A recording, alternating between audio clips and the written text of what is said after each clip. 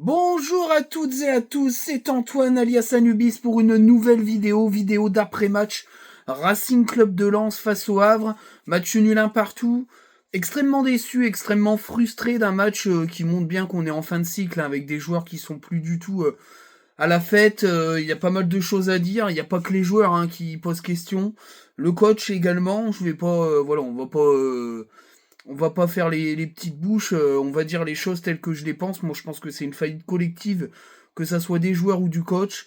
La com de fin de match, elle est complètement what the fuck. Enfin, on va parler de tout ça et on finira par... la vidéo va être longue, hein, je suis désolé, mais je vais pas faire deux vidéos.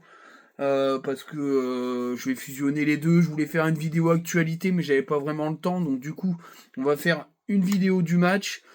Et puis à la fin de cet après-match, on va parler de l'actualité des coulisses qui peut avoir aussi une résonance par rapport au match, même si pour moi, je pense sincèrement que quand tu es un joueur professionnel, tu dois pas être perturbé par ce qui se passe en coulisses, ça ne te concerne pas, donc je ne l'utiliserai pas comme excuse. Voilà, il y a beaucoup de choses à dire sur ce match, on va essayer de résumer un petit peu pour pas que la vidéo soit trop longue. Mais voilà, moi je suis très en colère. Je suis très en colère, je suis très, très insatisfait de ce qu'on a pu produire, de ce qu'on a pu produire hier. Bon, je fais la vidéo avant les matchs, hein, donc je sais pas ce que seront les résultats. Mais en tout cas, Clermont avait fait match nul face à Paris, donc Clermont va pouvoir avoir une chance aussi d'aller glaner des points chez nous. C'est pas une bonne chose vu ce qu'on monte sur le terrain. Je suis pas certain que cette fameuse passe de quatre équipes complètement éclatées au sol soit une bonne chose pour nous. Je pense que c'est nous qui sommes éclatés au sol et que bah voilà, on est en train de peut-être d'atterrir un peu difficilement et que bah, c'est plutôt un crash aérien que un atterrissage tout en douceur. Mais j'y reviendrai après. Je veux pas non plus être hyper alarmiste, mais il y a de quoi être très déçu et quand même inquiet. Je le dis, je le dis. On va commencer par le 11 de départ avec Brice Samba dans les buts, le trio légendaire, enfin réuni, Gradit, Danso, Medina, à droite Aguilar, à gauche Frankowski, un milieu de terrain Abdul Samed, Andy Diouf qui revient en titulaire, et ça me paraît d'une logique absolue. Je reparlerai après de ce 11 de départ, et puis le trio offensif, Wai, hein, de nouveau titulaire, hein, ce qui me semblait complètement what the fuck aussi, de ne pas l'avoir vu face à Lille titulaire, et puis Sotoka et Pereira d'Acosta. Alors, ce 11 de départ, il s'explique par l'état grippal de El Ainaoui. Mais enfin, on va en reparler après. J'ai pas trop compris parce que El Ainaoui, quand il est rentré, il avait l'air plutôt en forme. Et le fait que Machado soit pas encore revenu vraiment de blessure. Donc, il avait pas 70 minutes dans les pattes. En tout cas, voilà, ce 11 de départ était quand même assez décevant parce que Samed, reconduit après son match dégueulasse face à Lille, où il a été en dessous de tout, encore une fois, hein, parce que c'est pas la première fois, c'est pas un accident c'est pas un accident de carrière, c'est exactement ce qu'il produit depuis plus d'un an. J'ai été très déçu, moi j'attendais le duo élégant, on l'a vu, parce que Samed s'est blessé, mais clairement pour moi c'est un mauvais choix du coach. Il aurait dû lancer El Ainaoui même à 70%. Parce que c'est bien de vouloir faire la leçon à Wai en le mettant sur le banc, mais quand est-ce que tu mets Abdul Samed sur le banc pour lui faire la leçon? Je sais pas quand, mais vu ce qu'il a dit en après-match, j'y reviendrai à l'analyse. Il y a quand même un gros problème de lunettes chez Francaise. Il va falloir qu'il change ses lunettes parce que l'ophtalmo, il a pas bien fait son travail ou, ou l'opticien, il a merdé le canon quand il a mis les lunettes sur la monture, hein. Mais bref, on en reparlera après. En tout cas, voilà. Le reste, c'est du gros classique. C'est presque l'équipe type, sauf avec Samet, bien sûr. Et Frankowski à gauche, qui pour moi ne montre rien à gauche depuis des matchs. On joue avec une béquille parce que tout simplement, on est incapable de créer du jeu à gauche. Donc bah, tout ça montre que c'est un 11 qui est presque un 11 titulaire, mais qui a deux gros manques, c'est-à-dire le piston gauche titulaire et El Ainaoui. Et ben ça change beaucoup de choses, ce qui veut dire quand même que ton 11 est pas forcément hyper tip-top si tu dépends de deux joueurs pour que ton animation soit complète. Voilà. Guilavogui a disparu, mais enfin bon, la douille à 4,5 millions, on la connaît, hein. Rien que là-dessus, franchement, pour moi, je vais être franc avec vous, rien que sur la douille, Guy Lavogui, il devrait y avoir une remise en question de Franck Ram. Comment tu peux laisser venir un joueur de Ligue 2 complètement éclaté au sol, qui était même pas titulaire au PFC, hein, parce que je vois beaucoup qui romancent un peu Guy Lavogui, il est sympa, il dit bonjour. Ouais, non, on n'est pas en train de critiquer le mec, il est sûrement très gentil, l'ami Guy Lavogui, mais il était même pas titulaire au PFC, et d'ailleurs au PFC, il ne jouait même pas au centre, il jouait sur un côté. Bon, je sais pas comment il faisait pour éliminer les joueurs, mais bon, niveau de la Ligue 2, niveau de la Ligue 1, c'est un énorme fossé. Et pour moi, c'est 4,5 millions d'euros, c'est une douille astronomique, c'est n'importe quoi. Et il a disparu complet. L'effectif est au complet. Il a disparu. Alors Chavez aussi, mais Chavez c'est un peu différent parce que je pense que il manque un petit peu d'expérience en Europe. J'espère que Francaise va pas le griller comme il a grillé la moitié des recrues étrangères qu'on a fait. On y reviendra aussi. Et ça, j'en parlerai aussi après le débrief par rapport au remue-ménage en coulisses. Mais ouais, enfin voilà. J'étais pas transcendé dès que j'ai vu Samed titulaire. Je me suis dit ça va être compliqué au milieu de terrain et je me suis pas trompé. On va passer par les notes. On va commencer par Brice Samba. Alors j'ai mis la note de 6. Match correct. Les relances n'ont pas été trop dégueu. Il a fait une parade décisive en première mi-temps. On peut pas faire grand chose sur le penalty qui est plutôt bien tiré. Après, c'était pas non plus de l'énorme puissance offensive en face, mais voilà, il a eu une parade à faire, il l'a fait. Maintenant, le penalty, c'est très compliqué, hein, c'est un exercice très particulier, mais en tout cas, voilà. Dans les relances, c'était plutôt intéressant, même si en fin de match, il m'a saoulé. C'est pour ça qu'il a pas. Il a pas une grande note non plus. D'ailleurs, j'ai hésité à mettre 5, mais bon, je vais pas non plus l'entasser, mais c'est vrai qu'en fin de match, j'ai trouvé qu'il prenait beaucoup son temps, qu'il touchait 4-5 fois le ballon, on aurait cru qu'on menait 2-0, alors que c'était match nul, ça m'a un peu agacé, mais après, il a quand même été décisif, sinon t'es mené 1-0 en première mi-temps. Hein. Il y a 2 grosses occasions, il fait le boulot, quoi. Alors, en défense, moi j'ai mis la note de 4 à Danso. Bah, c'est un match insuffisant. Moi je l'ai trouvé extrêmement en difficulté. Il se fait beaucoup bouffer, je trouve. Alors il prend des ballons de la tête, ouais, ok. Mais c'est tout ce qu'il sait faire sur ce match. Il n'a pas réussi à prendre la mesure de ses adversaires. Comment dire, ses progressions balle au pied sont extrêmement dangereuses parce qu'on a l'impression qu'il sait plus dribbler, il sait plus partir ballon au pied. C'est très insuffisant. Je retrouve pas le Danso de la saison dernière et je trouve que Danso il a un peu la tête ailleurs. Hein. Et puis la tête dans le seau aussi. C'est le cas de le dire. Wow, beau jeu de mots. Je suis désolé, je suis pas hyper heureux parce que c'est vrai que j'ai pas très bien dormi et que je suis très déçu quoi. Ça commence à m'énerver en fait. Medina, j'ai mis la même note 4. Bah, je trouve que c'était insuffisant aussi. C'est un Medina qui est un peu à la rage. J'ai trouvé que il était méconnaissable, même dans ses mouvements offensifs. C'était pas trop ça. Il a voulu un peu forcer. Voilà, je suis un peu déçu. Moi, je trouve que c'est pareil. Il est un peu en fin de cycle aussi, lui. Hein. Ils sont beaucoup en fin de cycle. Ces deux-là, pour moi, ils sont partants. Le seul qui est pas partant, bah, c'est Gradit. Moi, j'ai mis la note de 6 à Gradit. Moi, je trouve qu'il fait un match correct. Il a été plutôt intéressant défensivement. C'est un des rares à faire des montées qui tiennent la route. Il a apporté quand même.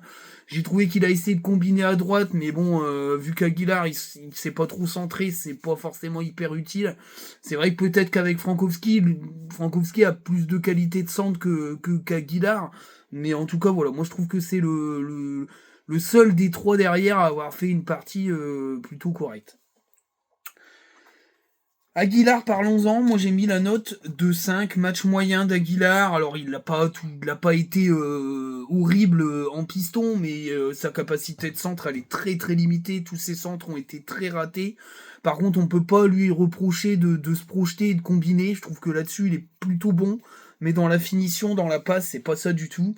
Et puis, quand il est passé en défenseur central à la place de Gradit, bah, sincèrement, il a pas été bon parce qu'il y a penalty. Alors j'ai vu plein de cris d'orfraie parce qu'il n'y a pas péno. Bien sûr qu'il y a péno. Il le bouscule, il le déséquilibre quand il fait son saut. Il y a penalty 15 fois. Il doit jamais le toucher comme ça. Donc c'est un penalty mérité. Il faut arrêter de faire les complotistes de l'arbitrage, on n'a pas été à la hauteur de ce match et c'est tout, et le penalty est mérité, et ça fait qu'un partout, et derrière tu dois enclencher la deuxième et pas faire de la merde. Donc il faut arrêter un moment de dire que c'est toujours l'arbitrage. Moi je trouve, j'y reviendrai après, je trouve que le Texier a pas fait un si mauvais match que ça. D'après les réseaux, il a été éclaté. Moi, je suis pas d'accord, mais bon. Voilà. Et puis ça mérite pas les insultes qu'a eu notre ami. Euh, Merde. Ah ça y est, j'ai un trou. Notre ami arbitre sur Twitter, ça y est, j'ai complètement Rémi, pardon. Voilà. Notre ami Rémi s'est encore fait insulter, menacer en DM par des abrutis qui sont du même clan que lui, hein, puisque c'est des supporters lensois. Vous êtes des merdes, voilà, je vous le dis. Les menaces, on monte ton adresse, ben, je peux te garantir que moi je le dis à Rémi, c'est signalement Pharos et puis j'en porte plainte. Voilà, moi j'ai eu le cas aussi, hein. À un moment donné, j'avais des guignols à 2 balles là, qui donnaient des adresses, qui voulaient me casser la tronche devant mes gosses. C'est portage de plainte, on n'en parle plus et ça pleure au tribunal où ça ne se présente pas. Et puis quand on envoie la feuille avec l'échéancier, là, ça commence à faire peur. Ça commence à faire peur. Donc voilà, moi j'ai pas peur. Hein. J'ai pas peur de faire des signalements Pharos et des mises en demeure. Moi j'en ai rien à foutre. Donc voilà, c'est vraiment des cinglés, les gars, ils sont vraiment pas nets et voilà. Au moins Pharos, ça va très vite parce que dès qu'on signale Pharos, ils agissent très vite au niveau des comptes. Hein. Allez, bim, ça saute et puis je te dis pas. Après, t'es traqué sur ton compte internet et puis tu peux plus bouger d'une ride parce que tu dégages. Hein. Voilà, mais c'est ce qu'il faut. C'est ce qu'il faut avec ces abrutis-là. Bref, le Texier fait pas un si mauvais match que ça et ça mérite pas ce genre de réaction d'abruti. Voilà. Mais sinon, ouais, en revenant à la prestation d'Aguilar, ben voilà, c'est moyen. Mais après, Aguilar, il fait une bonne saison. Hein. Moi, sur cette prestation, c'est moyen, mais je trouve qu'il fait plutôt bonne saison. Mais il va falloir qu'il travaille sa qualité de centre parce que c'est très très en deçà de ce qu'on attend hein, quand même. Le nombre de centres ratés, c'était catastrophique. J'ai mis la note de 2 à Frankowski. Bah oui, il fait un très mauvais match. Hein. Je suis désolé. Alors à sa décharge. À chaque fois, on va dire à sa décharge, il joue à gauche. Mais enfin, quand même, non. Non, non. Ça a été catastrophique. À un moment, il y a une belle action. Il fait n'importe quoi avec son pied droit, son pied gauche. Il revient plus jamais sur son pied droit pour centrer. Enfin voilà, il est grand temps qu'il aille à droite. Et puis voilà, moi je vous dis de source sûre, il va aller en Allemagne. Il y a une paire de clubs qui rêvent de l'avoir. J'en ai parlé avec un tweetos qui suit un club allemand. Il m'a dit ils sont dessus à mort. Et lui, il veut aller en Allemagne. Voilà. Il a fait 2-3 interviews dans des journaux polonais où il explique que le championnat de ses rêves, c'est l'Allemagne. Il va partir en Allemagne. Il fait partie de ceux qui ont prolongé pour partir. On sait très bien que c'est comme ça que ça marche avec le bord de Lensois. Et au moins, ça donne des indicatifs. Voilà, moi je pense qu'il est temps qu'il s'en aille aussi. Il a fait de très bonnes choses chez nous. Mais je pense que voilà, il n'est pas assez... il peut pas jouer sur les deux côtés, donc c'est pas ce profil-là qu'il faut chez nous. Il faut un piston capable de jouer des deux côtés, mais lui, il n'est pas capable de le faire. Et voilà, cette année, la saison est pas dégueu, mais c'est pas mirifique non plus, quoi. On a connu meilleur Frankowski, clairement. Donc voilà, mais c'était un très mauvais match de sa part. Même s'il marque le but, hein. Le but, il marque un but, ok, un centre complètement raté à l'arrache, mais ça n'obscurcit pas, ça n'embellit pas son obscur match où il a fait que des conneries. Moi, je suis désolé. Non. Un but, ça peut pas sauver un match. Sauf quand tu es décisif, il n'a pas été décisif, et je suis désolé, sa prestation, elle est pas bonne. Il fait un très mauvais match.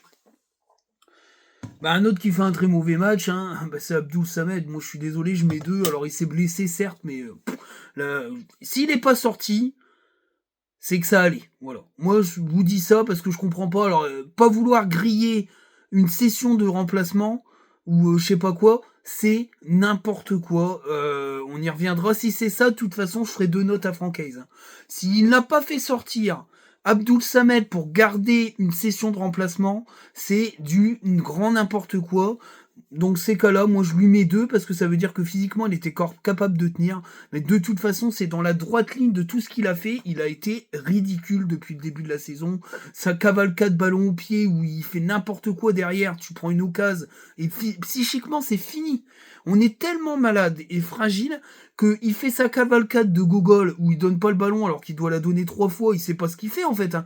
Il part avec le ballon, ça y est, il est perdu le mec. Il sait pas faire une passe, rien. Il est oh qu'est-ce qui se passe? Oh je suis trop devant. Ah bah hop, il se fait piquer le ballon derrière, grosse occasion et psychiquement pouf. Il n'y a plus personne, on a plongé complètement. Ah non, non, non, c'est catastrophique, il n'a rien à faire sur le terrain. Il doit plus jouer de la saison entre titulaires. Il était bien meilleur quand il rentrait en fin de match pour fermer. Il sait rien faire d'un match, c'est tout. Il a pas le niveau. Il était à l'ombre de Seko Fofana. D'ailleurs, petite remarque, après la Coupe du Monde, Seko Fofana, il est pas trop bien. Bizarrement, lui, il a plongé complètement. Il a besoin d'une star au milieu de terrain pour exister, sinon il est du niveau de Clermont, quoi. Clermont, voilà, c'est un joueur de Clermont, il n'y a pas de problème. Cette année, il peut jouer à Clermont, il n'y a pas de souci. Ah non, c'est effroyable, c'est effroyable. J'ai mis la note de 7 à Andy Diouf, je trouve qu'il fait un bon match, moi, Andy Diouf. Moi, je l'ai trouvé bon. Alors, il a plongé comme l'équipe sur à un moment donné, il y a le trou d'air énorme, là, où il plonge un peu, mais c'est pas de sa faute. Hein. Il peut pas jouer. Son acolyte est nul, et du coup, il est obligé de défendre à sa place, parce que normalement, c'est à lui de récupérer les ballons, à la Doucouré. Normalement, c'est le rôle d'Abdoul Samen, mais comme il fait de la merde et qu'il fait rien et qu'il sert à rien, Diouf il fait les deux, c'est-à-dire qu'il doit monter ballon au pied, puis il doit récupérer les ballons. Alors oui, il a perdu quelques ballons, etc. Quand El Enoui est arrivé en deuxième mi-temps, bizarrement, il était devant tout le temps, hein, puis il a mis du danger, il a créé des choses. Moi, je trouve qu'il fait une bonne partie, il a gagné des points sur ce match. Si si Francaise arrive à me sortir qu'il a pas été bon, alors là, moi, je comprends pas. Alors c'est pas exceptionnel, mais pour moi il fait un bon match. Ça a été un des meilleurs, les plus remuants. Alors bien sûr, il perd des ballons, il perd un ballon sur une grosse occasion. Il perd un ballon qui amène une grosse occasion pour le Havre, pardon, je vais y arriver. Mais en même temps, la touche, c'est un parpaing qu'on lui envoie, le contrôle c'est compliqué. Enfin voilà, et puis après son jeu c'est de percuter, donc bien sûr qu'il va perdre des ballons. Mais je trouve qu'à chaque fois qu'il a percuté, il a réussi à créer des différences. Et puis je trouve qu'il a mis des bons ballons à Eli Wahi. Je trouve qu'il y a une bonne connexion. Eli Wahi, lui et Pereira da Costa, ça fonctionne bien. Je trouve que c'est un trio très intéressant. Voilà, il fait une bonne partie.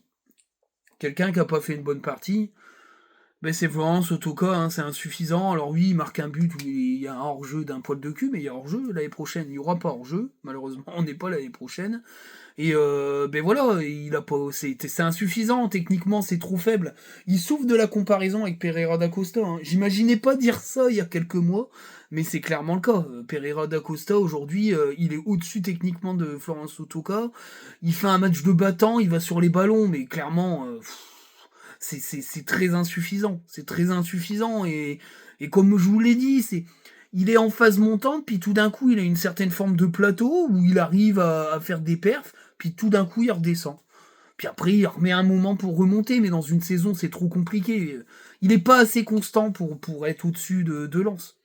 Donc voilà, mais moi, je pense que son avenir est à un autre poste. Moi, je pense que Florence Otoka, il doit jouer piston l'année prochaine. Voilà.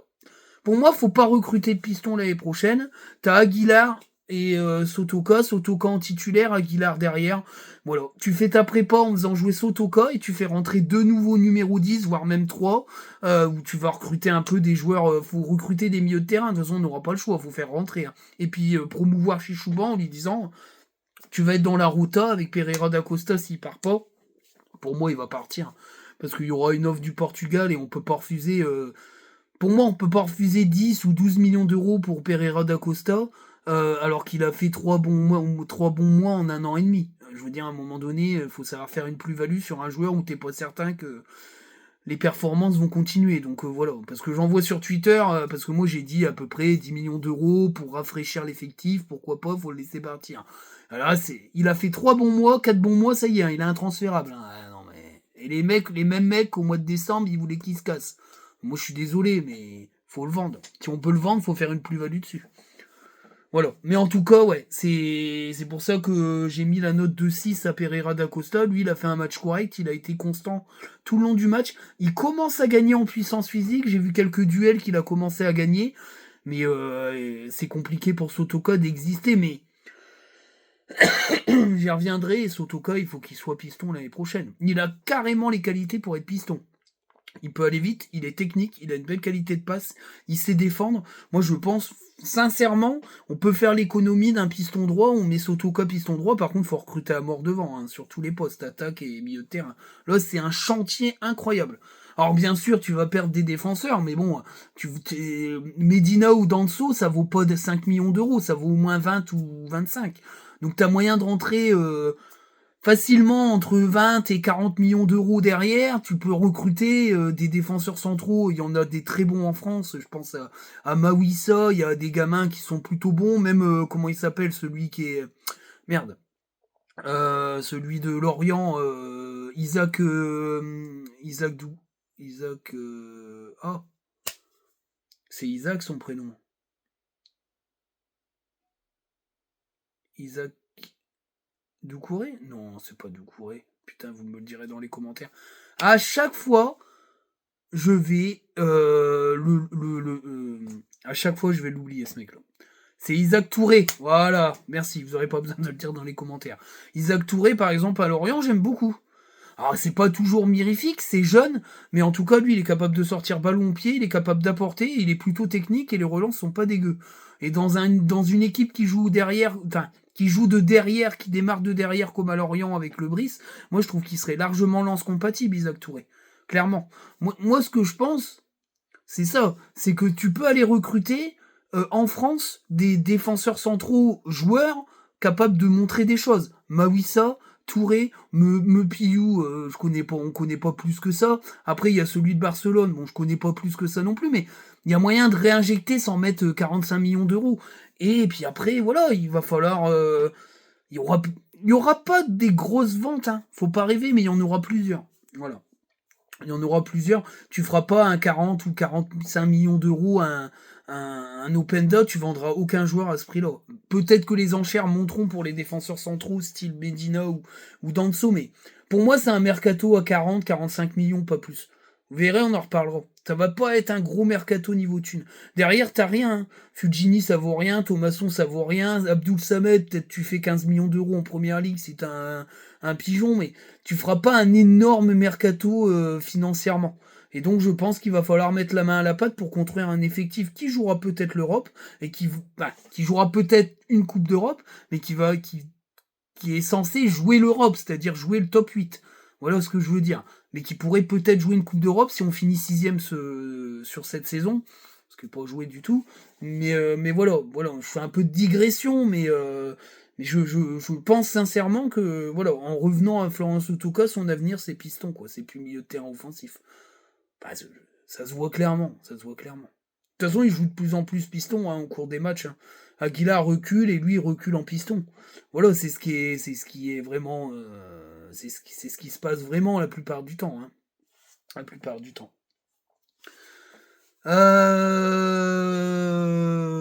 Des PDC et donc j'ai mis la note de 6 à Eli Wahi. Bah, il fait un match correct. Hein. Il fait son ciseau, ça rentre. Il y a personne qui va aller critiquer quoi que ce soit. Bien sûr, il a 3 occasions, il en met pas une des 3. Peut-être, mais il a 3 occasions. Moi, j'ai trouvé ses appels cohérents, son pressing cohérent. Il s'est battu sur les ballons. En deuxième mi-temps, il est plus servi du tout.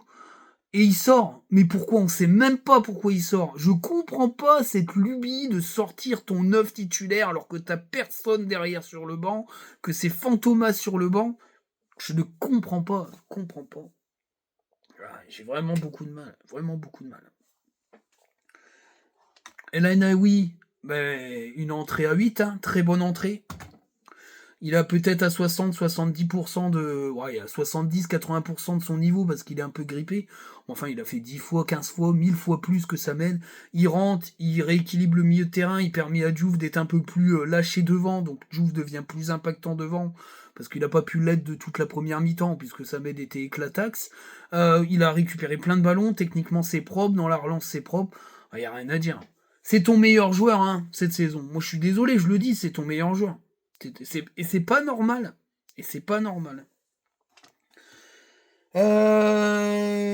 Après j'ai mis la note de 6 à Machado, je trouve qu'il fait une entrée correcte, il a apporté, il a mis un petit peu de boost, les centres étaient quand même beaucoup plus corrects à gauche, puisque lui il est gaucher, il gratte des choses, il se bat, j'espère que la semaine prochaine il sera encore meilleur, et que pour le déplacement à Metz il sera titulaire. De toute façon, Aguilar est suspendu.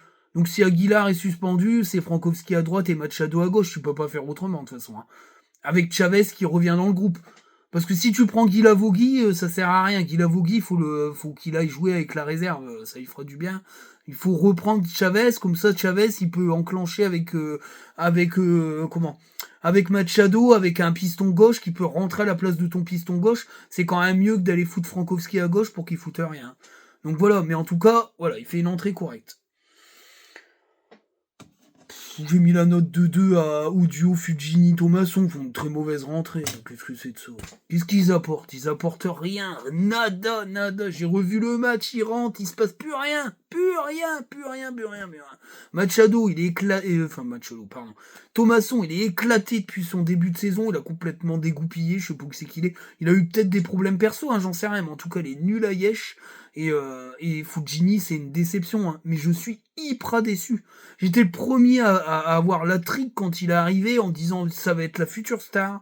Enfin, moi j'étais resté sur l'Angelo Fujini d'Angers qui était extrêmement intéressant à voir jouer, même si c'était plus dans une certaine forme de transition plutôt que dans une équipe qui tient le ballon. Mais là, il est hyper décevant, il n'existe pas. Enfin, c'est ouf. Ah, ces deux-là, ils doivent partir. Mais il faut recruter des milieux de terrain offensifs qui doivent être titulaires à leur place. Hein. Parce que là, horrible. Franchement, c'est terrible. Les deux, ils sont rentrés. Ça fait peur. Hein. Un autre wouh, bien sûr, c'est Saïd. Hein, très mauvaise rentrée, il a rien fait. Hein. Il a récupéré un ballon. Il est rentré, il récupère un ballon. Puis après, disparition. Hein. Alors tu lui mets des centres. Alors oui, il a une frappe. Ouais, ok, ouais, c'est bien. Mais c'est une très mauvaise rentrée, il a aucun impact. Qu'est-ce que tu veux? Que tu fais sortir Wai pour faire rentrer un gars qui est nul. Ah oui, il a 5 buts, c'est bien. Il est pas nul. Bah, je suis désolé, il est nul. C'est tout. Moi, je le dis. Les 3 là que j'ai cités, ils sont nuls. Hein. Guy Lavogui, j'en parle même pas. Mais... Offensivement, t'as rien sur le banc. T'as rien. Pour jouer le top 6, t'as rien du tout. T'es éclaté, frère. Éclaté. Aïe. J'ai mis la note de 3 à Francaise, bah oui, hein, c'est un mauvais match. Hein. Il s'est fait harakiri tout seul, hein, en choisissant de préserver Lainaoui pour mettre le supra joueur Salis Abdoul Samed. Dans les deux cas, de toute façon, il a tort. S'il est blessé, il doit sortir tout de suite, faire rentrer Lainaoui. De toute façon, il voit bien qu'il peut plus tenir et qu'il, de toute façon, il est nul. Et puis voilà, il fait des changements n'importe quoi en deuxième mi-temps. Son coaching, il est éclataxe. Moi, je suis désolé, ça fait plusieurs fois qu'il est éclataxe. S'il envoie des messages, je sais pas c'est à qui, mais ils vont pas être très bien reçus, je crois, les messages. Parce que faut arrêter de faire de la politique quand tu coaches. Parce que là, ça commence à y ressembler fortement. T'es pas content, mais tu dis je suis pas content et je m'en vais, mais tu fais pas des messages à ta direction en disant en plus. Enfin, franchement, c'est bien, il a corrigé en conférence de presse, mais je suis désolé, je fais avec ce que j'ai. Ce que tu as, c'est ce que t'as choisi au mercato d'été. T'as fait un mercato de merde et tu l'assumes, tu ne l'assumes même pas, le mercato de merde. Et tes messages subliminaux, j'ai un effectif de merde, ben fallait bouger ton cul et fallait dire je ne suis pas apte à être manager général, j'arrête avant cet été, je saurais pas gérer le mercato, tu ne l'as pas géré. Donc maintenant, t'as arrêté d'être manager, tant mieux, ils vont tout réorganiser, on en parlera après, mais je suis très en colère. Je suis désolé, mais sa communication de fin de match, elle est nulle à chier. Il nous dit Salis Abdou Samel est blessé à la cheville. C'est pour ça qu'il a fait une mi-temps insuffisante. Non mais il est blessé à la cheville depuis combien de temps? Ça fait 1 an, c'est une maladie chronique, il a quoi? Un cancer de la cheville? Non mais il faut arrêter, non. Mets tes lunettes, camarade, enfin... Ou alors tu nous prends tous pour des cons. Non, mais on a bien compris qu'il était éclaté, Samed, ou que t'avais un affect avec lui, que je sais pas, c'est peut-être ton gendre, j'en sais rien, mais t'as placé ton fils dans l'organigramme du club, t'as placé Samed dans l'organigramme du 11 de départ, mais j'en sais rien, mais c'est complètement fou de nous prendre pour des cons comme ça. Enfin, il est nul, Samed, il a rien à foutre sur le terrain. On n'a pas été aussi bon que quand il y a eu El Ainaoui et Diouf au milieu de terrain. T'as changé dès que ton gars il a repris un peu la forme après la canne, voilà, t'as un choix. Prends. Moi, je suis tellement en colère que je vais dire des trucs que je vais regretter, mais Prends Samed et va dans un autre club avec si tu veux te marier avec. Mais non, tu peux pas dire ça en après-match que c'est parce qu'il est blessé qu'il a fait une mi-temps insuffisante. Non, mais il était pas blessé à Lille, il était pas blessé au match d'avant, puis match d'avant, puis match d'avant. Arrête. Ah, je suis en colère. Cette sortie, elle m'énerve. La com est catastrophique de Francaise. Il est en train de perdre pied, le gars. Il est en fin de cycle et il y a des questions à se poser. Hein. Et de plus en plus de supporters, même ceux qui commençaient à s'accrocher au truc, commencent à dire que son départ, c'est peut-être une réalité, quoi. Après, bien sûr hein, que c'est un super coach, mais je trouve qu'il va falloir... Franchement, s'il reste, j'en parlerai après, s'il reste, il va être attendu au tournant par sa direction. C'est obligé. Le Texier, bah moi j'ai mis la note de 6, c'est un match correct, hein. Moi j'ai pas trouvé qu'il avait fait de dinguerie, bon il sort un peu de carton jaune, un peu dans le vide je trouve. Mais sinon le penalty y est, le hors-jeu, voilà, moi j'ai trouvé qu'il a essayé plutôt bien jouer. Il y a des matchs, le Texier a fait des matchs bien plus dégueulasses que ça, donc moi je trouve que ça c'est correct quand même. L'ambiance, l'ambiance moyenne en vrai, hein, parce que quand tu vois que le parkage a fait la teuf, alors c'est pareil, on a des débats sur Twitter depuis un petit moment, je fais coucou à mes débatteurs, où on vise l'âge des tribunes. Mais moi je suis désolé, quand t'as été supporter comme moi Lensois, que t'as 38 ans, bientôt 39, je me vieillis, ça y est, et que t'as connu les années fin des années 90, début des années 2000, je suis désolé, mais en Marek c'était pété de vieux, et il faisait la teuf. Aujourd'hui, c'est pas un problème d'âge, c'est un problème de tribunes mal gérées, de gens qui donnent leurs abos à des mecs qui ont rien à foutre en Marek. Il devrait y avoir un contrôle de ça, parce que vu que les abonnements en Marek sont contrôlés par les sections, ils devraient contrôler à qui on les donne quand on vient pas. Je suis désolé, mais moi je suis au-dessus en Xerxes. Les mecs qui sont sur les côtés, c'est pas des mecs qui ont 50 balais, il y a plein de gamins, il y a plein de jeunes, et ils branlent rien, ils sont adossés aux barrières et ils regardent le match. Donc voilà, la Marek, ça a jamais été ça. Dans les années 90-2000, la Marek, c'était en feu du début à la fin. Peut-être, il y avait des endroits où ça chantait moins, mais je suis désolé, c'est une histoire d'animation. Il y a un des deux capots qui est éclaté au sol. Éclaté au sol. Ça fait plein de fois qu'on dit, il sait pas, il y arrive pas. Puis il y a pas de variété dans les chansons, il y a pas de chansons entraînantes. Il y a un debout bollard, personne l'entend parce qu'il l'a dit avec son. Il y a un mouchoir. Debout bollard. Ah non, c'est pas possible. Je veux pas qu'on incrimine totalement le fait qu'il y ait un vieillissement de la Marek. Faut arrêter. Il y a beaucoup d'aigreurs parce que j'aimerais bien voir les gamins qui disent ah mais moi je serai en Marek, je voudrais le Davois tout le match. Ouais, on voudrait voir ça, tiens, mon œil, ouais, bien sûr. Parce que les gamins qui y sont en Marek, ils sautent pendant 40 minutes puis après ils se reposent. Hein. Ah voilà. Qui n'est pas ultra qui veut. Voilà. Maintenant, les retours en Ligue 2, il y a plus d'ambiance. Ça, c'est de la mécouillerie. Voilà, je vous le dis. C'est de la mécouillerie, c'est pas vrai, moi j'y étais en Ligue 2. C'est pas vrai. C'est pas vrai, il y avait plein d'ambiances éclatées où il n'y avait pas d'ambiance, où on n'entendait qu'insulter les joueurs, il n'y avait pas de soutien de l'équipe, il n'y avait pas des gens derrière le club, c'était que des insultes, on jouait à je sais pas quoi, on balançait des trucs, enfin, les mecs ils s'amusaient, ils savaient rien à voir avec du supporterisme ou du chant, c'était de la merde et ça a été à plein de matchs. Voilà, à plein de matchs. Moi je suis désolé, à plein de matchs. Moi je les ai vus les 7 défaites d'affilée. Je suis désolé, c'était une ambiance délétère. C'est ceux qui me disent que c'était le feu, c'est de la merde. C'est pas vrai. C'est fantasmé ce qui se passait. Mais en tout cas l'ambiance était pas tétée. Mais il y a une grosse tension, hein. On le sent. Hein. Il y a un public qui est dur, qui commence à devenir dur.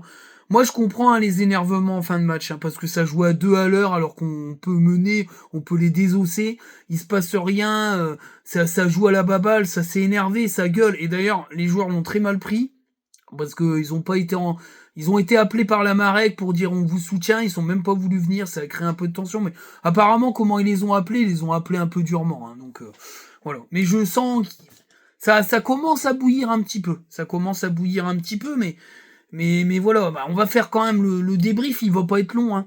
Voilà, on a fait 15 minutes, on a été bon, on a eu 3 occasions. Voilà, bon après il y a un superbe retourné qui finit sur la barre, pas de chance. Hein. Alors comme c'est Wai, on va dire que c'est de la merde, mais le PSG ils ont fait des barres le soir même. Je veux dire, voilà, Paris était derrière leur équipe, hein, ils ont pas sifflé. Hein, ils ont pas sifflé parce qu'il y avait des barres. Il y a eu une grosse occasion de Wai, il en a eu 3, bon il en a une, il doit un petit peu mieux faire. Mais moi je suis désolé, il se crée des occasions. Et derrière, Abdoul Samed fait n'importe quoi, crée une occasion, et là, psychiquement, mentalement, moralement, paf, plus personne. On a tellement eu peur sur cette occasion, l'équipe s'est liquéfiée. Mentalement, il n'y a plus rien. Les ressorts mentaux, il n'y en a plus. Il n'y a plus de leader là-dedans. Il n'y a plus rien. Ça s'est liquéfié. Au bout de 15 minutes, ça s'est liquéfié et je pensais qu'on allait se prendre un but. Ça a duré 25 minutes.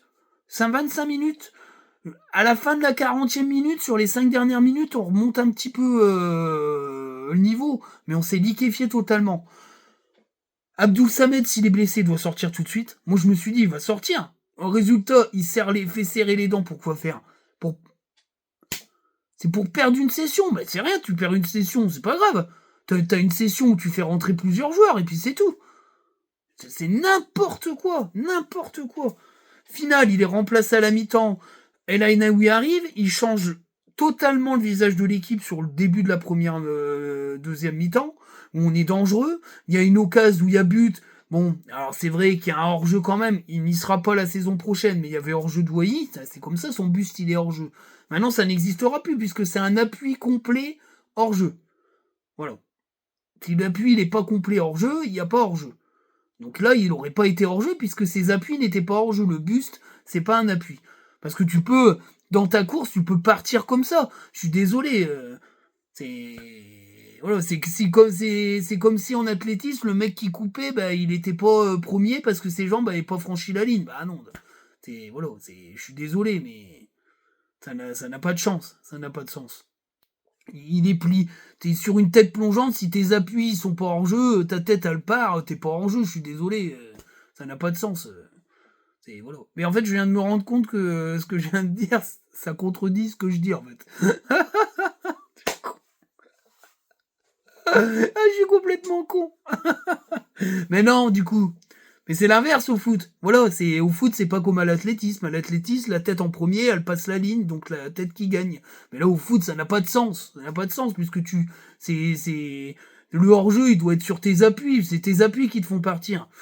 Donc voilà. Mais oui, je me suis emmêlé là. J'aurais pas dû faire cette comparaison. Oubliez, laisse tomber. Mais l'année prochaine, il n'aurait pas été hors jeu, il y aurait eu but. Voilà. Mais ça a traduit une certaine forme de prise de puissance. Et ça a été fait par l'arrivée d'El Ainaoui. Derrière, il y a un but chanceux de Frankowski qui fait la seule action qui tient la route, puisqu'il a fait un centre du droit un peu raté. Mais enfin bon, c'était le seul centre du droit qu'il a fait du match. Voilà, il a été récompensé.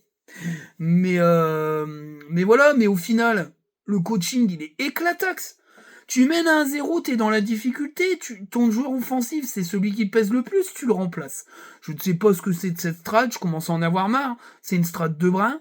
Résultat, tu fais rentrer Saïd qui enchaîne depuis 4 mois des matchs calamiteux, je sais même pas s'il a marqué en 2024, peut-être, c'est possible. Il a dû marquer en 2024, je crois. Mais c'est n'importe quoi. Enfin, on disparaît complètement. Alors tu fais sortir tout le monde, tu fais rentrer Fujini et Thomasson, il se passe plus rien sur le terrain. Ben t'es puni. T'es puni. T'es puni complètement, il y a penalty qui est mérité. Et puis ça fait un partout. Et puis derrière, tu forces pas. Il y a une... Tu reprends un coup derrière la tête et moralement, il n'y a plus rien. Et mentalement, il n'y a plus rien. Et physiquement, t'allais pas te couper.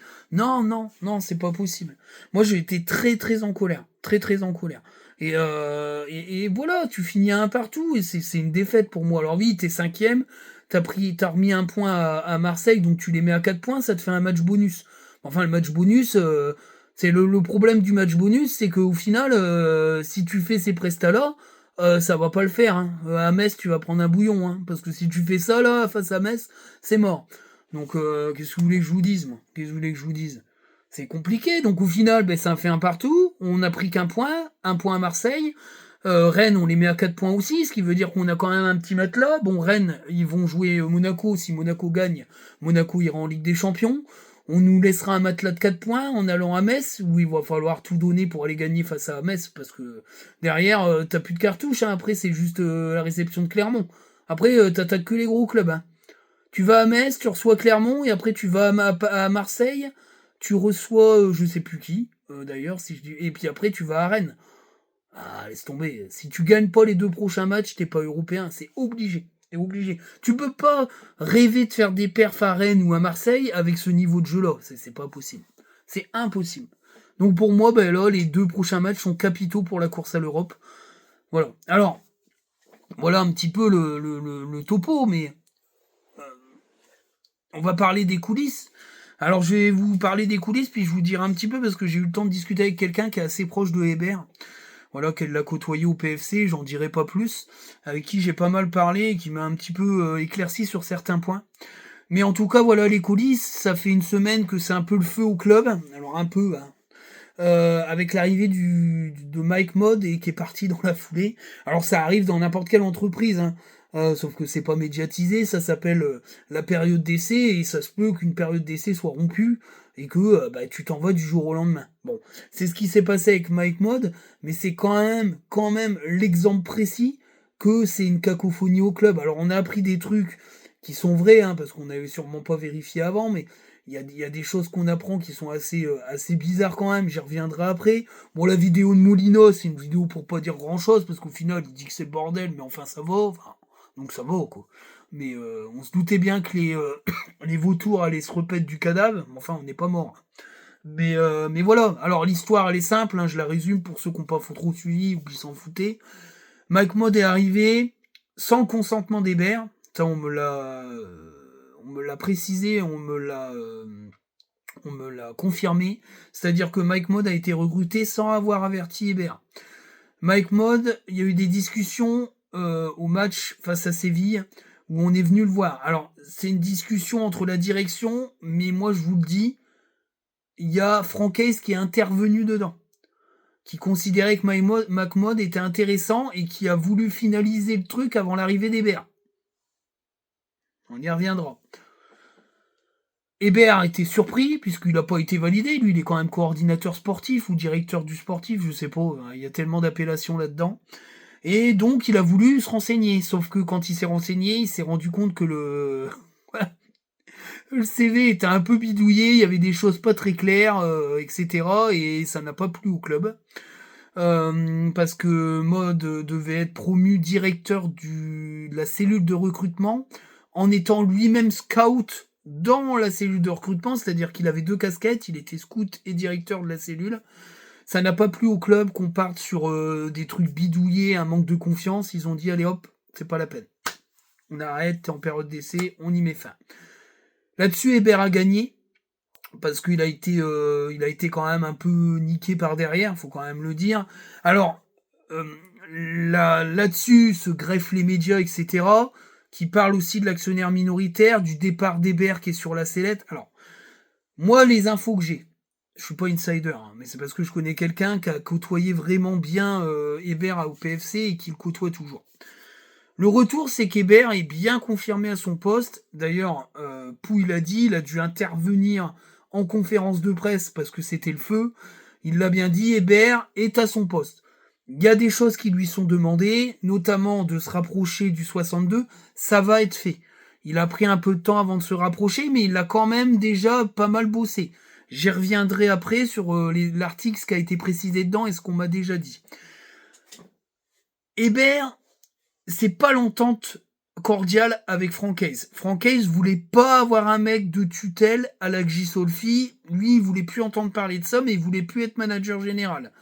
Lui, il pensait que Grégory Thiel, il aurait pu reprendre une casquette séparée de Franck Hayes. Ça n'a pas été le cas, ça a été refusé par la direction, qui a considéré que Grégory Thiel, c'était plutôt une couturière, vous voyez, la petite main de Solfi, et que Grégory Thiel n'était pas en capacité de prendre la tête de quoi que ce soit. Il n'avait pas l'étoffe pour. Exit, voilà, Grégory Thiel, il va partir. Franck Hayes, là-dessus, il s'est senti un petit peu isolé. Et c'est pour ça qu'il a fait une com un peu agressive. Ça, des suiveurs du club me l'ont dit. Il a été très échaudé par cet épisode-là, un petit peu de l'arrivée d'Hébert qui a commencé. Mais Hébert, il est arrivé, il a fait un peu chien dans le jeu de qui, j'y reviendrai après. Et donc, du coup, l'histoire de Mike Mod, ça a été ressoufflé par Franck Hayes qui voulait un directeur de la cellule de recrutement neuf. Considérant qu'Hébert était déjà là, il était déjà plus neuf alors qu'il vient d'arriver. Hein, et que son mercato hivernal était pas terrible. Sauf qu'on y reviendra après, c'est un peu de sa faute aussi à Franck Hayes. Hein, on va parler de tout ça. Donc il fait venir Mike Mod, résultat Mike Mod dégage, donc on est reparti sur une guéguerre. Hein. Mais on apprend aussi que Francaise, il fait manger quand même. Hein. Il a fait manger un peu tout le monde au râtelier parce qu'il fait beaucoup de politique au club. Et son gamin, il est arrivé dans l'organigramme du club. C'est pour ça qu'on ne l'entend plus jamais sur les réseaux sociaux parce qu'il a été mis à l'amende. Et que, et voilà, il est plus footballeur aujourd'hui, il travaille dans l'organigramme. Donc ça fait croquer un peu la famille. Moi, je trouve pas ça clair. Hein. Moi, ça me plaît pas. J'ai rien contre Maëlys, qui est un gamin très sympa. J'ai déjà eu l'occasion d'échanger sur Twitter en tweet interposé. C'est un gamin très gentil, qui défend son père, qui défend le foot, qui aime beaucoup le club de Lens. Il n'y a rien à dire là-dessus. Mais il a zéro compétence pour être dans un organigramme sportif. Je suis désolé. Pardon. Je suis désolé. Donc, il a rien à faire là-dedans. Ça plaît pas en interne. Et ça plaît pas à Hébert. Parce que lui, il comprend pas pourquoi il y a autant de monde là-dedans. Pour lui, c'est pas clair. Donc là, moi, dans la foulée, j'ai un peu discuté avec ceux que je connais, qui sont dans l'entourage du foot. Vous connaissez un peu ma situation. Et ce qu'on m'a dit, en fait, c'est qu'Hébert, ce mercato d'hiver-là, il l'a en travers de la gorge. Parce que normalement, Aïdara devait partir. Aujourd'hui, Aïdara, il est même plus dans le groupe. Ou très peu. Ou il joue quasi plus. Alors qu'il serait parti à Nantes, il avait quasi un poste de titulaire. Voilà, faut le dire. Ça a été refusé par Francaise, alors que ça a été validé par Hébert après validation de la direction, qui s'est entretenue avec Hébert en disant est-ce qu'on peut le laisser partir. Hébert a dit oui. Je vous trouverai un défenseur central, je peux. Sauf que il a eu des accords. Sauf que Francaise a dit non, moi je veux pas qu'il parte Aïdar, j'en ai rien à foutre. Sauf que du coup, ça a foutu le bordel dans le recrutement. Et on n'a pas réussi à faire le défenseur central, puisqu'il y en a plein qui ont été échaudés. Ils se sont dit je vais pas venir pour me retrouver en concurrence avec Aïdara. Parce que Francaise a clairement dit Aïdara, c'est mon gars, il va jouer, machin. Résultat, il joue plus, hein. Voilà, comme ça, il a bien un peu entubé son monde. Là-dessus, c'est pas clair, Francaise. Dans ces trucs-là, c'est pas clair. C'est pas clair du tout. Et ce qui a été reproché à Hébert, c'est un peu d'avoir posté sur les réseaux sociaux avec le nom d'un joueur et tout. Il s'est un peu mis dans la sauce. Voilà. Mais, voilà. Il y a eu quand même des refus de Francaise qui ont mis un peu le feu aux poudres. Voilà. Alors après, c'est ce qu'on m'a expliqué. C'est pour, après, j'ai pas les tenants et les aboutissants précis, mais ça explique un peu l'histoire, quoi. Ça explique un peu l'histoire. Et là-dessus vient se greffer l'histoire de mode et l'arrivée de l'actionnaire minoritaire. Et ça, c'est un truc qui change la donne parce que j'ai l'impression que le club va changer l'organigramme pour inclure cet actionnaire minoritaire qui a des desiderata. Et ça, je suis pas certain que ça plaise à Francaise. Il y aurait une promotion, bien sûr, et ça, je vous le dis, d'Arnaud Pouille en tant que président délégué. C'est-à-dire qu'aujourd'hui, le président actionnaire, qui est Joseph Augourlian, souhaite un peu s'effacer parce qu'aujourd'hui, son entreprise, qui est une entreprise un peu d'investissement agressif, est en train d'acheter plein de médias en Espagne, d'essayer d'acheter des parts de Lagardère. Enfin, il a du taf en dehors du foot et il est beaucoup moins présent. Voilà. Alors, Molina, il dit qu'il est jamais là, c'est pas vrai. Hein. Il y a une coordination totale. Arnaud Pouille est en contact très régulier avec lui, sauf qu'il n'est pas toujours présent parce qu'il a d'autres choses à gérer que le club. Il était là hier soir d'ailleurs. Je pense que c'est aussi un message qu'il envoie un peu à tout le monde. Et aujourd'hui, voilà, Pouille va devenir le président du club. Il va prendre une place très importante avec Benjamin Parot. Je crois que c'est Benjamin Parot, hein. C'est le responsable de la com qui est extrêmement performant depuis qu'il est arrivé à Lens, qui va prendre un peu la place d'Arnaud Pouille, c'est-à-dire qu'il va devenir directeur général du club. Donc le tandem Pouille-Parot va prendre en charge le club avec bien sûr l'actionnaire qui sera un peu plus haut, mais qui sera plus dans le conseil d'administration, qui sera plutôt un chairman, comme on dit, plutôt qu'un président qui prend des grosses décisions. Il fera partie du conseil d'administration qui aura un regard sur la présidence d'Arnaud Pouille. On verra bien comment que ça va faire. Et du coup, c'est Arnaud Pouille qui va un peu décider de l'organigramme. Cet organigramme rentrera dans les desiderata de l'actionnaire minoritaire. Voilà. Donc on va clairement dire ça. C'est qu'aujourd'hui, il y a beaucoup d'incertitudes qui planent autour du club. L'actionnaire minoritaire qui arriverait avec une grosse somme. On parle d'un actionnaire américain, mais on parle aussi d'un actionnaire extrêmement puissant qui serait pas forcément américain, d'après ce que j'ai compris, mais un gros truc. Alors est-ce que ça commence par là avant de bouger, j'en sais rien, mais en tout cas voilà, Joseph Augourlian l'avait dit à l'arrivée de Side Invest, il avait dit je cherche encore des thunes, donc voilà, il va les trouver ces thunes. Mais par contre, il aura plusieurs décideurs et ça va changer les choses. En tout cas, il y aura un affinage de tout ça, de cet organigramme, mais on voit bien qu'entre Hébert et Francaise, c'est pas le grand amour. Mais Hébert, il est là pour faire du boulot. Et en fait, ce qui plaît pas non plus à Francaise, c'est que la première chose qu'a fait Hébert, c'est de rencontrer Assadourian.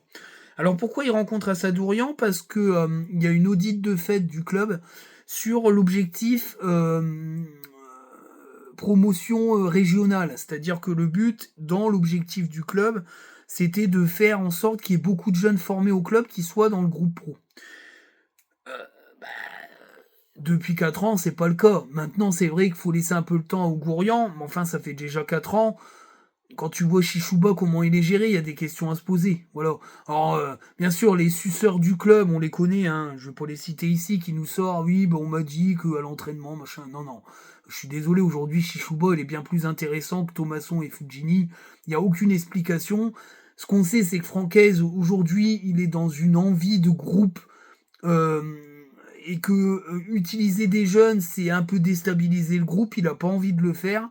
Maintenant, ce qu'il a pas apprécié, c'est qu'il n'est pas venu voir Francaise pour l'audit des jeunes, il a été voir directement à Sadourin, il a demandé comment ça se faisait, qu'il y avait pas, qu'il y avait si peu de jeunes dans l'équipe première et dans le groupe, dans les groupes, dans les 23, les 21, les 22, pour aller au match. Voilà. Alors, d'après ce que j'ai compris, la réponse d'Assadourian était claire, il a dit qu'aujourd'hui, il y avait, lui, considéré qu'aujourd'hui, il y avait 3 ou 4 joueurs qui pouvaient espérer être de manière régulière dans le groupe, mais que c'était un choix du staff aujourd'hui de ne pas les intégrer. Voilà. Parce qu'il jugeait qu'ils n'étaient pas au niveau. Maintenant, Frédéric Hébert, lui, il a clairement fait comprendre à ses directions qu'il y avait des joueurs du groupe pro qui n'étaient pas au niveau et que ça pouvait jouer et qu'aujourd'hui, on pouvait aussi intégrer ces jeunes, leur laisser une chance et créer une vraie concurrence. Ça n'a pas été du tout validé par Francaise. Voilà, de toute façon c'est la réalité, hein. Et ça a créé un peu de bisbille. Et puis le fait que Hébert était présent sur les tirages au sort, a parlé un petit peu, était un peu le représentant du club, ça a pas l'air d'être passé non plus en interne. Il y a des gens du staff qui n'ont pas trop apprécié cette soudaineté, cette soudaine mise en avant d'Hébert. Impression qu'Hébert c'était le nouveau Gisolfi. Et je vous dis, Francaise, il a plus envie d'un Gisolfi dans ses pattes. Voilà. Alors que Gisolfi, c'est lui qui l'a fait venir et c'est lui qui lui a créé l'équipe pour être deuxième du championnat. Compliqué. Moi, j'ai l'impression quand même que il y avait une envie d'être vraiment manager de la part de Francaise. Il s'est raté. Il a décidé de retourner sur le terrain, mais il n'a pas envie. Il n'a pas envie d'avoir un manager au-dessus de lui et malheureusement, il n'aura pas le choix. S'il veut rester à Lens, ça va se passer comme ça. Voilà un peu. Alors, c'est pas des infos croustillantes, c'est pas de l'inside, mais c'est pour expliquer un petit peu les choses, quoi. C'est pour expliquer qu'aujourd'hui, Hébert, il est dans une situation où il est décrié par une partie du club, qu'il a été conforté par Arnaud Pouille, c'est-à-dire que maintenant il a l'appui du club, avec des obligations, il doit s'installer dans le 62, tout ça, mais ça va se faire. Mais aujourd'hui, les différents audits qu'il a fait ne plaisent pas forcément en interne. Mais en même temps, la saison, elle est tellement bizarre que tu t'es obligé de juger. Il s'est passé des trucs pas clairs depuis d'ailleurs, il a même analysé le mercato estival, analysé comment ça se faisait que l'attaquant est arrivé si tard et que c'est la direction, c'est-à-dire Pouille et Augourlian qui vont chercher l'attaquant et le piston. Et Mendy qui arrive, Spiring qui se barre. Aujourd'hui, je suis désolé, mais Samed, il aurait dû se barrer aussi, quoi. Enfin, c'est pas normal. Mais voilà, il y a eu beaucoup d'interrogations de la part de Hébert et ça. Voilà, les audits d'Hébert ont été mal prises en interne par des membres du staff, dont Francaise. Voilà, c'est ce qui ressort de mes discussions. Et aujourd'hui, il y a des luttes intestines, mais je pense qu'il va falloir mettre un coup de. Faut mettre un coup de poing sur la table, un coup de balai pour balayer les gens qui ont rien à foutre là-dedans, et puis mettre tout le monde au bon endroit et que Francaise se reconcentre sur le sportif parce que je pense qu'il a du travail. Il a du travail sur l'équipe, puis il a du travail sur lui-même aussi parce que je trouve que. Enfin voilà, quand je vois les déclats aujourd'hui, il est quand même dans une certaine forme de fin de cycle. Alors, comme je vous ai expliqué, s'il est maintenu, je suis persuadé qu'il sera attendu au tournant. Je pense qu'il y a beaucoup de volonté de la direction de le voir évoluer dans ses coachings et peut-être aussi dans sa manière dans ses animations d'équipe, parce que s'il reste encore une fois arc-bouté sur ce fameux 3-4-1-2, ou 3-4-2-1, enfin, c'est bien c'est l'inverse que je voulais dire. S'il s'arc-boute sur son fameux 3-4-2-1, alors que le 3-4-1-2 était beaucoup plus offensif et intéressant à voir jouer. C'est compliqué, voilà. On peut plus jouer en 3-4-2-1 sans Seko Fofana, faut clairement le dire, parce que ce 3-4-2-1 devenait un 3-4-2, un 3-2-2-2, un 3-3-2-2. Pardon, je dis des conneries. Il se transformait en 3-3-2-2. Il jouait en 3-3-4, clairement. Clairement. Il était tellement haut, Seko Fofana, dans cette équipe, qu'on jouait avec 4 offensifs, et pas 3. Mais là, clairement, on l'a plus, ça, donc on peut plus jouer comme ça. On peut plus jouer comme ça. Bah après, ça fait 54 minutes, alors je peux un peu m'emballer les pinceaux. Hein. Mais donc voilà, donc il y a une certaine forme d'agitation en coulisses, un remue-ménage en coulisses, qui va se régler très rapidement, parce que moi, je pense que Joseph Ogourlian est un excellent gestionnaire d'entreprise, qui va pas laisser une entreprise voguer comme ça. Moi, j'ai écouté la vidéo de Molina qui nous présente un peu Ogourlian comme le mec gentil qui fait confiance à tout le monde. Ah non, non. Là, mais je pense que là-dessus, Molina, il a aucune info, il connaît pas Ogourlian. C'est pas du tout le cas. Ogourlian, c'est le directeur d'une entreprise qui est une entreprise d'investissement extrêmement agressive. C'est un mec qui management à l'anglaise, d'accord. Il va pas se faire baiser comme ça. Clair, net et précis, c'est le mec, c'est ses thunes, il l'a clairement dit, c'est mon argent, j'en fais ce que je veux et c'est moi qui gère. Il a mis les bonnes personnes au bon endroit. Moi, je suis désolé, mais la version de Molina, moi, j'y adhère pas du tout. C'est pas un mec qui se fait caresser dans le sens du poil et puis qui fait des bisous. Non, non. Lui, il veut que ça tourne. Là, je pense qu'il a compris que ça tournait pas. Si ça avait été un autre président, Montagnier n'aurait jamais sauté au bout de, enfin, à la mi-saison. C'est un mec qui est capable de le faire. Voilà. Et si c'est un mec qui est capable de le faire, c'est un mec qui sait manager. Voilà. Parce qu'au final, tu vas en Ligue 1 parce que tu fais sauter l'ami Montagnier qui a été, pour moi, une pierre à l'édifice. Mais il a pas de pitié et il aura pas de pitié. Voilà. Bien sûr qu'il veut Francaise reste parce que c'est un très bon coach. Personne ne dit que c'est un mauvais coach. Maintenant, je trouve qu'il fait une année fait une année moyenne. Fait une année moyenne. Et je la compare pas qu'à l'année dernière, je la compare à toutes les années. Pour moi, c'est le football le plus pauvre depuis qu'on est monté en Ligue 1. Il y est pour quelque chose, Francaise. Voilà, et puis je reviens toujours là-dessus parce que moi ça m'a choqué, mais sa sortie après les trophées NFP, moi je suis désolé, je suis directeur, je te convoque direct en même temps, tu nous mets la pression en direct là. Enfin, mais de toute façon ça a été fait puisqu'il y a une discussion entre hommes. Moi je suis désolé quand on parle de discussion entre hommes, ça a quand même une connotation de remise à plat et de peut-être rappel. Donc voilà. Voilà. Bon, elle fait presque 1 heure la vidéo, je vous l'avais dit, elle sera longue, j'espère que ça va aller, que ça sera pas trop indigeste, mais après voilà, moi je suis pas Molina, on n'est pas là pour remuer la merde, mais je voulais un peu expliquer, puis un peu dire ce que j'avais pu glaner. Voilà. Mais je pense qu'Hébert va être conforté, et qu'Hébert aura la lourde charge de gérer un mercato qui va être très chaud. Alors l'info aussi, je termine là-dessus, c'est que Loïc Désiré serait ciblé pour devenir le nouveau directeur de la cellule de recrutement. C'est vraiment un mec avec un CV lourd, hein, parce qu'aujourd'hui, si Strasbourg réussit à vivre en Ligue 1 de manière plus que bien, c'est parce que Loïc Désiré a fait du très très très bon boulot. C'est lui qui a fait revenir Kevin Gamero et compagnie, c'est vraiment du lourd. C'est lui qui arrive à gérer un peu les jeunes comme Habib Diarra, etc. Parce que lui, il gère aussi, il avait aussi une double casquette. Il était en contact avec le centre de formation, il savait repérer les joueurs et les présenter au coach pour dire lui, il faut tenter le coup. C'est un mec qui est capable de faire ça. Il pourrait faire le lien entre Assadourian, lui, et puis Hébert. Mais voilà, le problème c'est qu'il était en balance avec Mike Mod et qu'ils ont pris Mike Mod. Moi je suis Désiré, je lui dis allez vous faire foutre. Hein. Vous avez pris un autre gars, il se barre, vous me rappelez. Ça fait moyen quand même. Mais ça serait pour moi une très bonne chose. Voilà un peu les infos. Donc il n'y a pas péril en la demeure. Sportivement, bah, on n'est pas bien. J'espère qu'on va se relever, mais moi le déplacement à Metz, je le sens pas. D'ailleurs, moi je sens pas les 2 prochains matchs. Pour moi, si on n'arrive pas à se relever mentalement, qu'on fait pas un résultat à Metz, pour moi, on va pas faire de résultat face à Clermont et on ne sera pas européen. Parce que je ne vois pas battre ni Marseille ni Rennes. Et même des matchs nuls, de toute façon, on a droit qu'à un joker. Si tu gagnes contre Metz et que tu gagnes contre Clermont, peut-être t'as un joker. Tu peux te permettre de perdre un des 2 matchs, mais tu peux pas perdre les 2. C'est pas possible. Voilà. Donc ça tombe, on va jouer Montpellier à la fin de la saison en étant 8ème et en étant à 4 points des Marseillais et des Rennais, et on sera pas européen. Je pense que ça sera une fin de saison assez triste. Moi, cette histoire d'objectif 8ème place, baby, elle sera faite, hein, on sera 8ème, il y a de grandes chances qu'on soit 8ème. Mais je vais vous le dire avec mes sentiments à moi, je pense que ça sera une année quand même de gâchis, où on aura vécu de belles émotions, mais on devait être aux deux européens et on s'est viandé, et je pense que ça sera quand même... voilà. Et je suis pas certain qu'un Francaise pas européen à la fin de la saison soit encore lensois.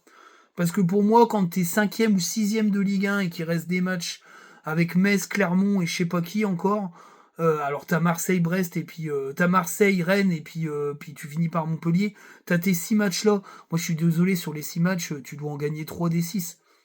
Au moins 3 des 6. Donc, parce que je crois que c'est Nantes, hein. Je crois que c'est Nantes. On doit aller à Nantes, non? Je sais plus, c'est lequel l'autre match? Vous me le direz dans les commentaires, je ne sais plus, mais je crois que c'est Nantes, si je dis pas de bêtises. Mais je suis désolé, non, c'est fin. Non. Non, non, moi je. Ou c'est Lorient, non, c'est pas Lorient. Ah, on va peut-être à Lorient, je crois. Oh, j'ai un doute. Enfin, Lorient ou on reçoit Lorient. Bref, je sais plus, c'est Lorient ou Nantes. Je ne me rappelle plus. Mais en tout cas, voilà, non. Non. Pour moi, sincèrement, ça serait quand même une déception. On serait dans les clous financiers, mais ça serait une énorme déception d'être 5ème à l'aube des 6 dernières journées et de finir 8ème. C'est que t'as merdé le canon sur tes matchs les plus abordables. Je suis désolé. Et on a commencé déjà à merder le canon, même si on est 5ème.